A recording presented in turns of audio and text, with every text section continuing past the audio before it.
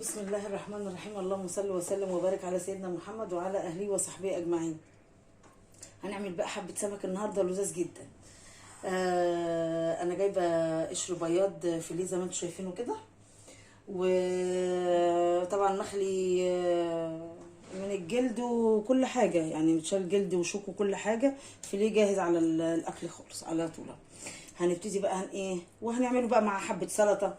ممكن نعمله سندوتشات عيش بلدي، سندوتشات عيش الفينو، مع سلطه الطحينه بقى، ورقتين جرجير على ورقتين كابوتشا كده جنب حبه سلطه الطحينه وسلطه الطماطم وموت فل 14. عايزه تمشيها غدوه رئيسيه كده وتعملي جنبيها حبه رز بقى وسلطه كده ونظبط المسائل، مش هيقولك لا.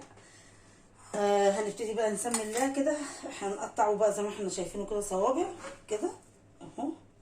بسم الله الرحمن. طبعا انا جايباه واتغسل ونشف خالص وجميل زي ما انت شايفه، الله اكبر عليه اهو. نقطعه صوابع كده ونقليه. وعايزه اقول لكم على طريقه جميله برضو للسمك الفيليه دوت.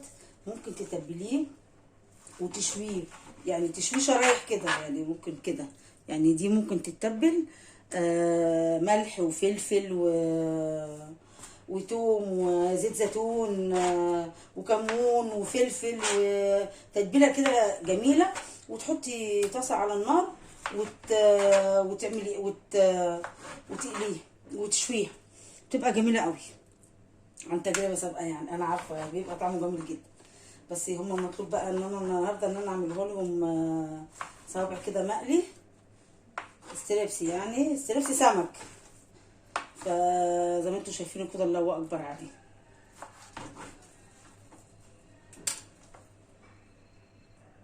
قطعته كده زي ما انتم شايفينه ما شاء الله بقى، مش صوابعه جميله ازاي. هنحط حتى بقى هنا توم، هحط عليه بقى ملح، معلقه ملح، معلقه حلوه كده. بسم الله الرحمن الرحيم. وهندقها دقيق بقى التوم زي ما انتم شايفين كده، حط عليه ملح. هبتدي بقى ايه اشيل دي كده واخد بقى ايه معلقه كده اهو اهي، معلقه توم عشان نتبل بقى. ونحط بقى معلقه كزبره ناشفه، تبقى جميله جدا في تتبيله السمك، جربوها هتعجبكم جدا. هنحط بقى معلقه بهارات، 7 بهارات او بهارات سمك تبقى حلوه. هنحط بقى معلقه كمون، جميل جدا في تتبيل السمك. كمون ما ينفعش من السمك، ما ينفعش من غير كمون. نحط رشه فلفل اسود وخلاص على كده. هنعصر بقى ايه نص ليمونه او ليمونه، هنعصر ليمونه. بسم الله الرحمن الرحيم. طبعا انا ببقى مجهزه بقى الحاجه دي عشان ايه اخلص واعرفكم ازاي بيبقى حلو. هنقلب كده، ريحتها وهم. ممكن بقى كده ممكن تدقي معلقه. هحط بقى عندي خلطه كمان، هحط منها معلقه فيها فلفل اخضر، اللي هي خلطه السلطه والبتنجان بقى، اللي هي الشهيره بتاعتي دي اهي. هحط بقى خلطه معلقه كده منها برضو جميله، ريحتها جميله برضو، عليها ليمون وعليها كمون وعليها بهارات وعليها كل حاجه. عايزه تخليها فلفل احمر حطي، عايزه فلفل اخضر اللي انت عايزاه. هنبتدي بقى ننزل بيه كده. هو مش هياكل، ما بياخدش حاجه في التتبيله بصراحه السمك، على السريع كده ايه التتبيله اهو. نشوف بقى كده، ممكن احط له رشه ملح كمان بسيطه، ما تحدقش عشان السمك لما بيبقى حادق انسى ان هو يتاكل. لو دلع العلاج، انما حادق ما بيتاكلش. هنقلبه كده اهو. طبعا بقى والخلطه بتاعته حطيت له عامله معايا، هحط معلقه نشا او معلقتين نشا على معلقتين حبه دقيق دول بس كده. ايه قلبناه، هنسيبه بس شويه كده على ما نجهز بقى ايه الدقيق بتاعه. بسم الله الرحمن الرحيم. ادي الدقيق اهو ومعايا بسم الله الصينيه اهي. احط معلقتين دي، معلقتين 3 دقيق، لا مش معلقتين يعني، هم ما شاء الله كده.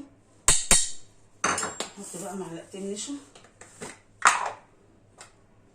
بسم الله. دي بقى اللي بتديها، اللي هي طبق الكريسبي دي، بتبقى جميله قوي يبقى مقرمش وجميل قوي السمك وهو مقلي بالطبق كريسبي دي. بسم الله الرحمن الرحيم. هنحط بقى عليهم حبة ملح، حبة كزبرة اهو، بسم الله، كزبرة بسيطة كده، سنة بهارات، حبة توم باودر، ده انا اللي عاملاه برده في البيت، التوم الباودر ده جميل اهو، بسم الله، وحبة بصل باودر بس رشة كده سيكة بسيطة بس، بسم الله الرحمن الرحيم، بس كده، ونقلبهم كده بقى، وحبة ايه سنة ملح بس بسيطة، بس شعرة صغننة كده خالص اهي كده، ونسيبه بقى شوية كده على ما ايه يتقلب، يتبل شوية في التتبيل. جهزت بقى حبة سلطة كده ايه، نعمل سلطة الطماطم وسلطة الطحين. طبعا انا بصوا مجهزة حاجات ايه، يعني حاجات بسيطة كده بس حلوة. بسم الله الرحمن الرحيم. هنجيب بقى معلقة معانا اهو، دي بصلاية خضراء اهي، بصل الاخضر بيبقى جميل قوي قوي في السلطة. انا في موسم في الشتاء ده طول ما البصل الاخضر موجود انا بحب اعمل السلطة بيه. دي ايه البصلايه، حاجات بسيطه كده على قد، يعني حاجات بسيطه صغنونه على قد. بسم الله الرحمن الرحيم. احط بقى معلقه تتبيله، هنقلب كده، بسم الله الرحمن الرحيم. احط بس سنه ملح بسيطه، لان التتبيله برضو بحتاج احط لها ملح اهي. نعصر برضو نص ليمونه، هي التتبيله عليها بس انا بتبقى الصوص بتاعها بتحط عليها نص ليمونه كده، بتبقى جميله قوي. ممكن بقى نضيف برضو ليها معلقه خل صغيره كده، بس حاجه بسيطه. ده برضو ولا زلت ان انا بحب لو بصل عادي احمر او ابيض او اخضر، بحبه ان هو انا ارقده كده في التتبيله. هنضيف بس ليها معلقه زيت، بسم الله الرحمن الرحيم، بس معلقه ايه زيت بسيطه اهي، بس نسيبها بقى كده تحت، بسم الله الرحمن الرحيم. بس ننزل بقى بايه، حتتين فلفل سبايسي خالص هم، نص يعني يعتبر زي نص قرن فلفل بس صغنوني كده. هحط بقى الجزر، شكل الطبق ده حلو كده، كان يفضل كده كان يبقى جميل شكله لذيذ جدا. انا باجي بقى ايه، بقعد بقى افنن بقى الحاجه دي واظبطها كده قبل ما ابتدي الشغل في الحاجه.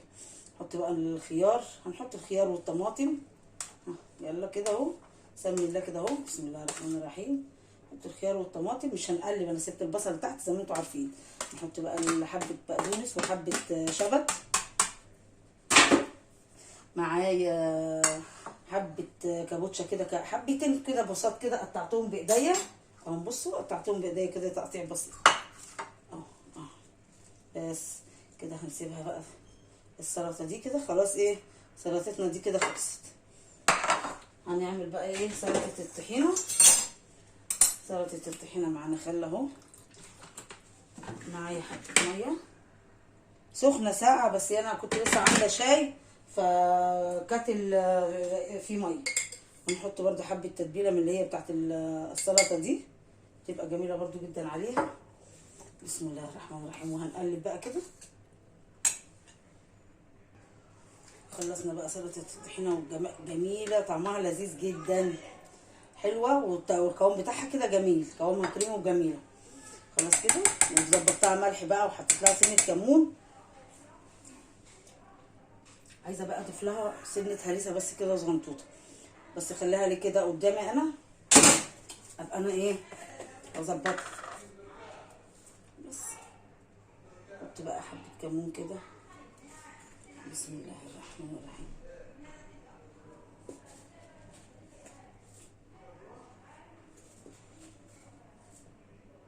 بس ما تكتريش بقى عشان الزيتون ايه، الكمون يعني بيدي مراره بسيطه، بس احنا يعني مش مكتره قوي يعني. بسم الله الرحمن الرحيم. سنة بس زيت كده في النص بس. هو ده الكلام، هو ده الشغل، تمام. بس خلصنا كده سلطه الطحينه وسلطه الطماطم. الاراء جمعت دلوقتي، عايزين في اللي عايز ياكل سندوتشات وفي اللي عايز ياكل رز. فهبتدي دلوقتي هجيب بصلايه صغنطوطه كده وهعمل كوبايه رز واحده بس، بحيث ان هو رز السمك لما بيبات ما حدش بياكله. فهجيب بقى ايه، هجهز حاجته كده ونعمله. حطيت بقى خريط، حطيت حله على النار، شايفينها صغنطوطه خالص ازاي. دي اللي بعمل فيها الاكل لحفيدتي لما بتبقى هنا. حطيت بصلايه خرطتها على ايدي على السريع كده، وحطيت معلقتين زيت، وهنقلب بقى في البصلايه كده لحد ما تدبل ويبقى اللون بتاعها بني. وانا غسلت الرز وجهزته جنب اهو، وهنقلبها بقى لحد ما تبقى اللون بتاعها بني.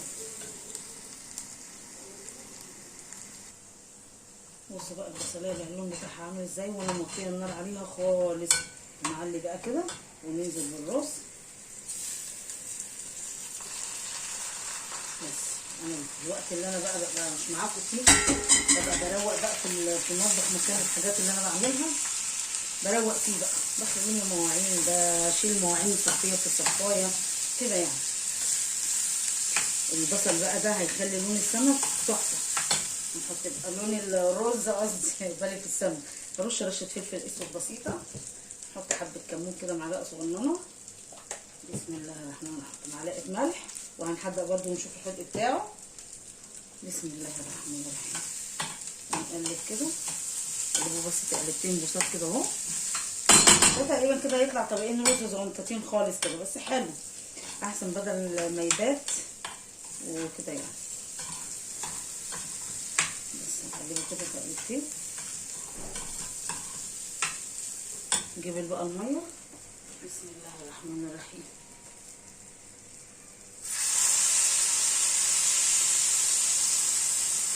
الفكره دي ما تحطيش الميه كده لو هي سخنه، بتبقى الميه مثلا في الكاتل سخنه او بتغلي، ما تحطهاش مره واحده كده عشان ما تعملكيش المطبخ بخار وكده وتدهولك الدنيا. هندوق كده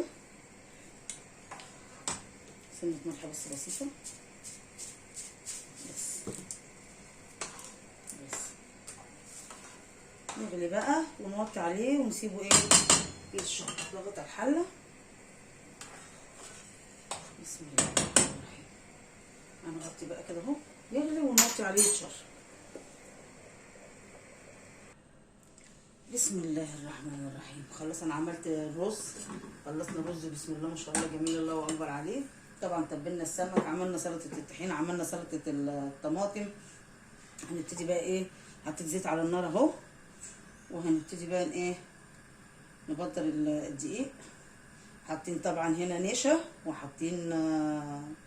وحاطين دقيق، وحاطين بصل بودر وتوم بودر وحبه كزبره وملح، وظبطناه. وهو التتبيله بتاعته ريحتها تحفه، ريحتها خرافه. انت عايزه، لو انت عايزه تشويه بالتتبيله ديت، تحطي حبه زيت في طاسه صغننين، يعني معلقه زيت كده، وشوي صوابع كده، يبقى في منتهى الجمال.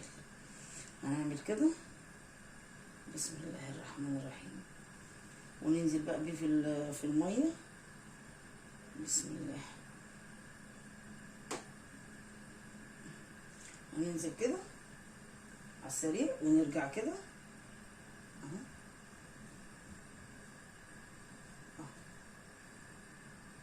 نرجع كده. بسم الله الرحمن الرحيم. بسم الله الرحمن الرحيم. عشان يشيل طبقه، تبقى طبقه كريسبي، تبقى جميله جدا، بتبقى حلوه. جربوه كده هيعجبكم على فكره، صدقوني. بسم الله الرحمن الرحيم.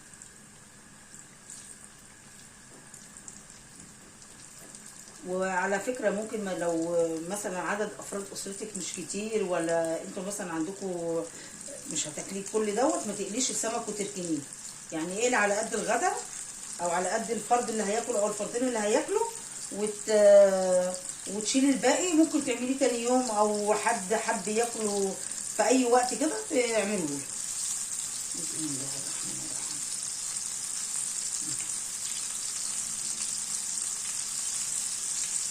حلوه والله فكره الميه دي جميله، وطلعه مقرمش.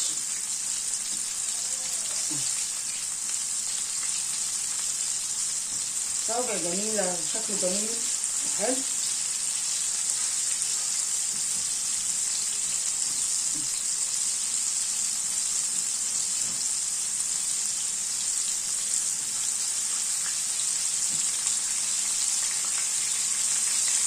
طبعا والله انا يعني الحمد لله جبته وظبطته، ما ما طلعش بقى، ما طلعش، ما فيش بقى ريحه زفاره، ما فيش ريحه اي حاجه خالص. وممكن لو انت مش عايزه ريحه زفاره في البيت، ممكن تحطي قشر ليمون وانت بتقلي السمك في الزيت بتاع الليمون، بيبقى برضو جميل جدا. وانا بخلص بقى وكده كده الواحد مهلي الشقه، والواحد بقى بيرش معطر، بيولع عود بخور، بس الحمد لله انا ما فيش زفره والله. وبخلص السمك في الحوض، وبعد كده بروح مصبناه وكبه فيه حبه في الحوض، حبه خل، ما يبقاش بقى ولا زفاره ولا اي حاجه خالص. وليفه الحوض والليفه اللي انا بنضف بيها الحوض بعد السمك ما بتبقى هي يعني مخليها كده، مش بتاعت كوبايات ولا بتاعت اي حاجه. اغسل ايدي.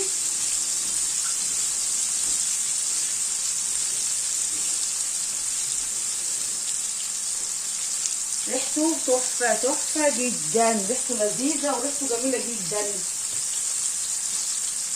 هنقلب بقى كده. بسم الله الرحمن الرحيم. بصوا هو اساسا يعني، بصوا القرمشه والله العظيم، انا بصوا بخبط فيه كده مقرمش.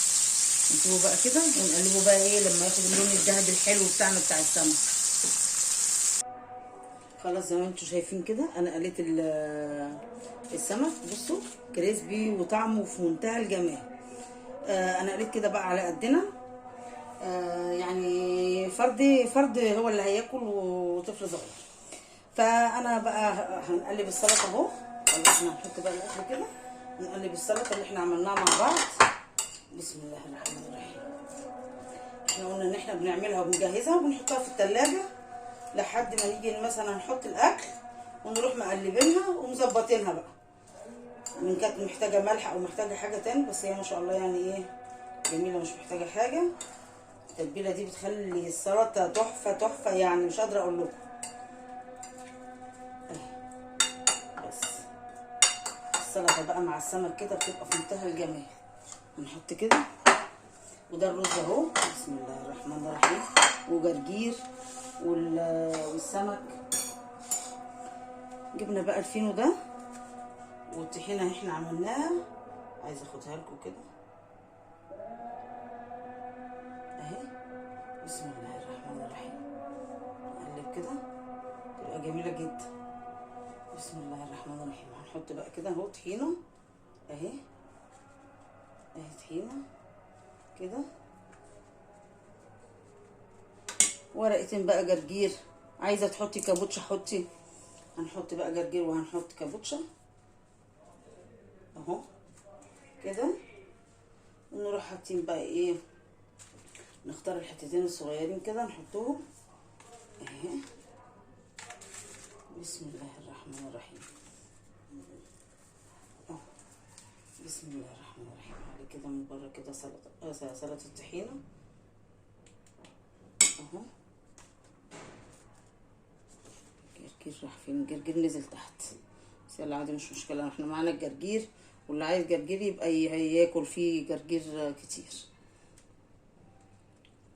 اهو اهو. بسم الله الرحمن الرحيم. هنعمل ده اخر اهو. بسم الله. السلطه بقى مع السمك مش قادره اقول لكم، سلطه الطحينه دي بتبقى تحفه، جربوها. معروف ان السمك سلطه الطحينه. نحط كده، لا لسه، نحط بقى كاوتشه كده من تحت اهو. بسم الله الرحمن الرحيم. عايزه تخرجيها لبره كده شويه تدي شكل حلو للساندوتش، يبقى جميل اهي واهي كده. حط بقى عليها السمك. بسم الله الرحمن الرحيم. حته صغنطوطه كده. السمك ده يا جماعه ما بتاكلش الا سخن بصراحه، يعني عايزه اقول لكم ان السمك ده ما بتاكلش الا سخن. وفي ناس بتحبه، انا عن نفسي برضو لو يعني لو فات كده حته ولا حاجه ولا حتتين، بحب اقعد امزمز فيهم كده، انضفهم كده واكلهم اهو.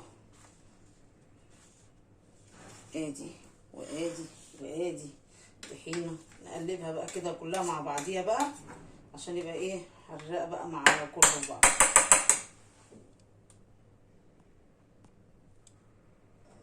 معايا بقى جمبريتين كده صغننين، يعني كام واحده كده صغنطتين. حطيت حته زبده في الطاسه اهي وهسخنها، واحط فص توم بسيط مع الزبده، وهنشوح الجمبري فيها كده. مش قادره اقول لكم بيبقى طعمها في منتهى الجمال، مش يعني بيبقى طعمها لذيذ جدا. جربوا طريقه الجمبري بدل ما نقلي، يعني ما يبقاش كل حاجه مقليه، لا احنا ممكن ايه نعمل حاجه زي كده تبقى جميله جدا. نحط بقى حته توم بسيطه اهي والزبده بتسيح، ونقلب كده.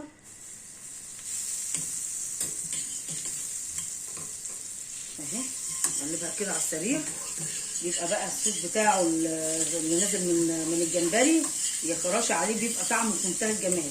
وطبعا ما بيسواش قوي، طبعا عارفين الجمبري لما بيسوى قوي بيشد وما بيبقاش طعمه حلو. فاحنا هننزل بقى جمبريايه كده. بسم الله الرحمن الرحيم.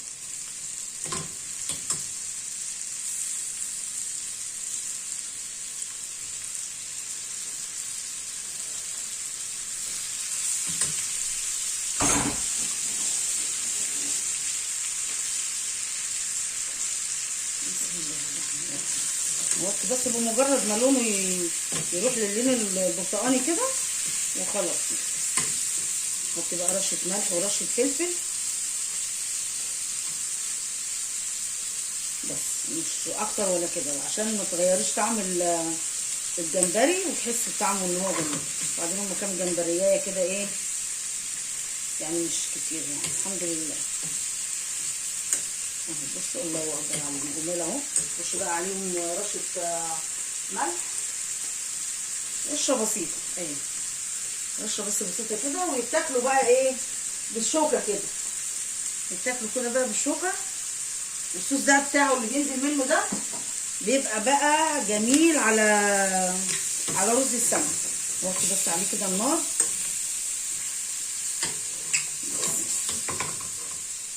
اهو.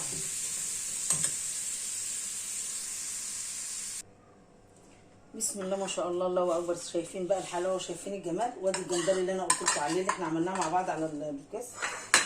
بسم الله الرحمن الرحيم. هنبصوا بقى كده ويتاكل بقى كده ايه مية مية. والزبده بقى عامله فيه شغل عالي، بس ملح وفلفل والجمبري وحته الزبده.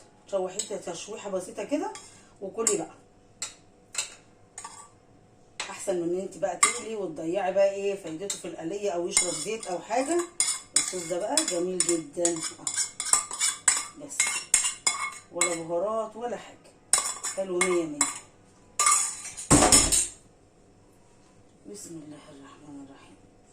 ادي بقى عملنا اهو. بصوا بقى انا جبت النهارده كان فيليه قشر بياض. عملت الراجل خلالي السمكات وسمكتين وجبتهم، خدت منه العظم والراس والكلام ده كله، وخدت كام وحدات جمبري من دول، وعملت ايه حبه شوربه.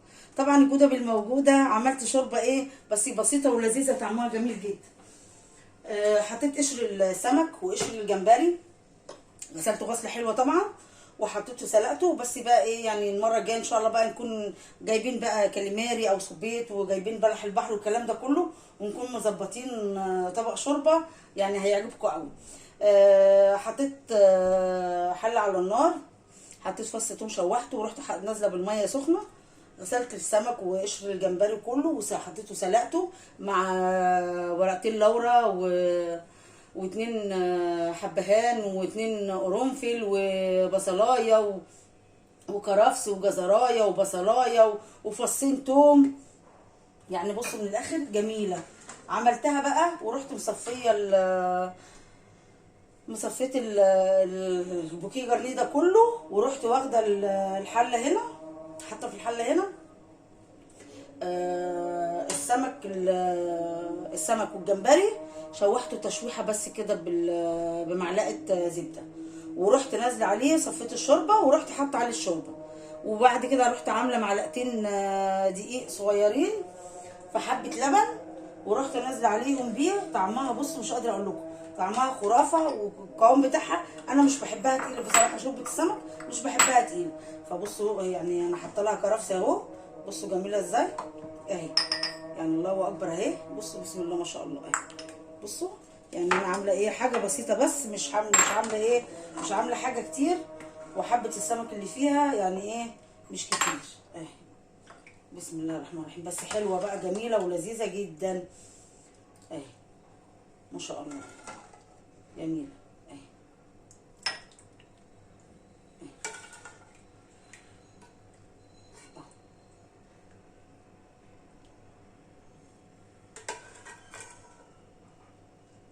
طبعا بقى الجمبري والاسماك والحاجات دي الايام دي جميله.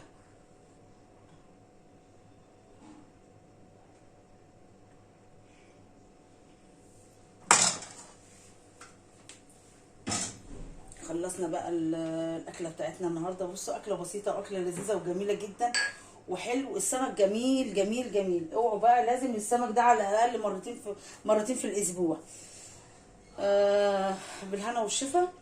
ما تنسونيش بقى بلايك وشير، وتشوفوا صفحتي على الفيسبوك وقناتي على اليوتيوب. عملنا حاجات بسيطه ولذيذه واكله كده جميله. لو هنجيبها من بره دي هتكلفنا كتير. وانت عامله حاجتك في البيت ونضيف وضامنه نظافتها وضامنه جودتها. بألف هنا وشفا. ما تنسونيش بقى بلايك وشير، وتشوفوا صفحتي على الفيسبوك وقناتي على اليوتيوب. كانت معاكم هالة سند في أكلة سمك بسيطة ولذيذة وشوربة السفود. إن شاء الله بإذن الله المرة الجاية هنعمل سمك تاني ونعملها معاه بإذن الله. بألف هنا وشفا يا حبايب قلبي.